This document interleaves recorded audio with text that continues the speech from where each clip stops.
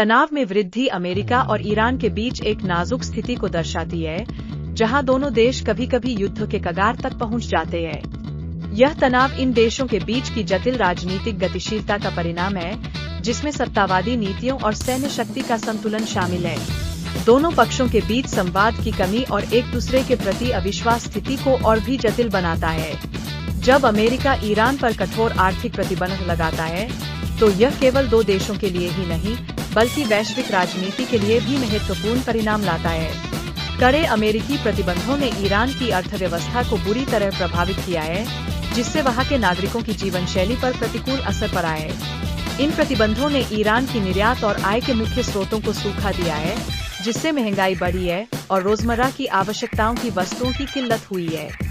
इस आर्थिक संकट ने ईरानी समाज में असंतोष फैलाने का काम किया है और लोगों को सरकार के खिलाफ आवाज उठाने के लिए प्रेरित किया है। यह आर्थिक पतन केवल ईरान पर प्रभाव नहीं डालता, बल्कि इससे क्षेत्रीय स्थिरता पर भी सवाल उठते हैं। इस तनाव के दूरगामी दृष्टिकोण से अमेरिका और ईरान का संघर्ष वैश्विक राजनीति को भी प्रभावित कर रहा है।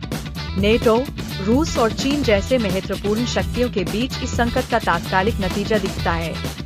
अमेरिका की ईरान संबंधी नीति इस संघर्ष में अन्य विश्व शक्तियों की भागीदारी को आमंत्रित करती है, जो वैश्विक संवाद में गहरा बदलाव ला सकती है। इसके साथ ही यह अन्य देशों के लिए एक चेतावनी भी है कि कैसे टकराव गलतियां सकती है। ऐसे में यह समझना जरूरी है कि तनाव और युद्ध के कगार पर पहुंचने के बीच का फासला कितना महीन है। अमेरिका और ईरान का यह संघर्ष केवल राजनीतिक एकता का मामला नहीं, बल्कि आर्थिक, सामाजिक और मानवीय मूल्यों का भी है। ऐसे में हमें वैश्विक पहलुओं और संभावित समाधान के लिए गहन विचार विमर्श की आवश्यकता है, ताकि भविष्य में इस प्रकार के संकटों से बचा जा सके।